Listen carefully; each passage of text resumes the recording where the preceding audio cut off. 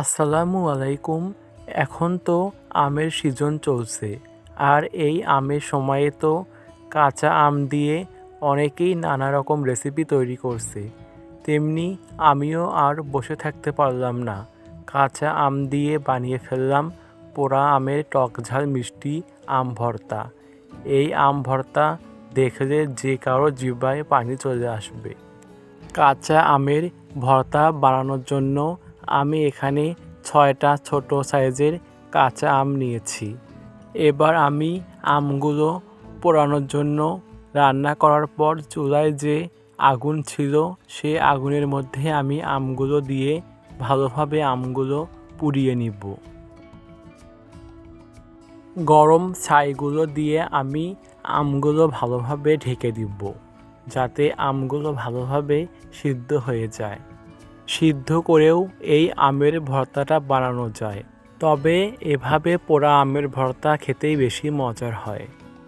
আমি 10-12 মিনিটের মতো আমগুলো চুলায় রেখেছিলাম, তার মধ্যেই আমগুলো একদম ভালোভাবে সিদ্ধ হয়েছে। এবার আমি একটা স্টিলের ডাবুর সাহায্যে পোড়া আমগুলো গরম ছাই থেকে উঠিয়ে নিব।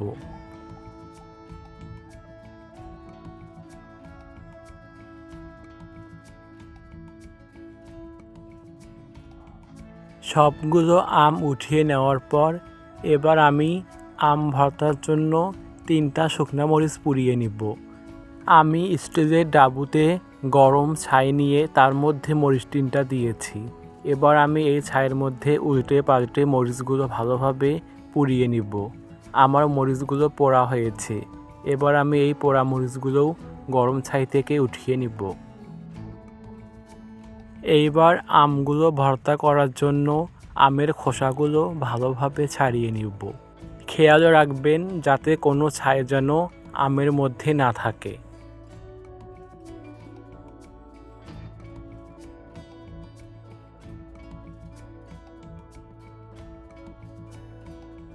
আমের খোসাগুলো ভালোভাবে ছাড়িয়ে নেওয়ার পর এবার আমি আমের মাঝখান থেকে বিচিগুলো আলাদা করে নিব। আমি এবার আমগুলো ভালোভাবে ভর্তার মতন করে মেখে নিব। এবার ভর্তা করার জন্য আমি শুকনো মরিচ 3টা দিয়ে দিব। তারপর দিয়ে দিব সামান্য কিছু পেঁয়াজ কুচি, দিয়ে দিব সামান্য একটু রসুন কুচি, দিয়ে দিব পরিমাণ মতো লবণ, তারপর দিয়ে দিব 1 চা চামচের মতো চিনি। এবার এই শুকনা মরিচ, পেঁয়াজ, রসুন, চিনি আর লবণ একসাথে ভালোভাবে মেখে নিব। ভালোভাবে মেখে নেওয়ার পর এই পর্যায়ে আমি দিয়ে দিব সরিষার তেল। পরিমাণ মতো সরিষার তেল দিয়ে আমের সাথে সব কিছু উপকরণ একদম ভালোভাবে মেখে নিব। আমার আম ভর্তাগুলো হয়েছে, আর দেখুন কতটা লোভনীয় হয়েছে আম ভর্তাগুলো দেখতে। তাই কাঁচা আম ফুরিয়ে যাওয়ার আগেই খুব তাড়াতাড়ি বানিয়ে ফেলুন এই টক ঝাল মিষ্টি আমের ভর্তা। আজকের রেসিপিটি ভালো লেগে থাকলে আমার এই চ্যানেলটি সাবস্ক্রাইব করে পাশেই থাকবেন, সাথে লাইক, কমেন্ট, শেয়ার করতে ভুলবেন না। ধন্যবাদ সবাইকে।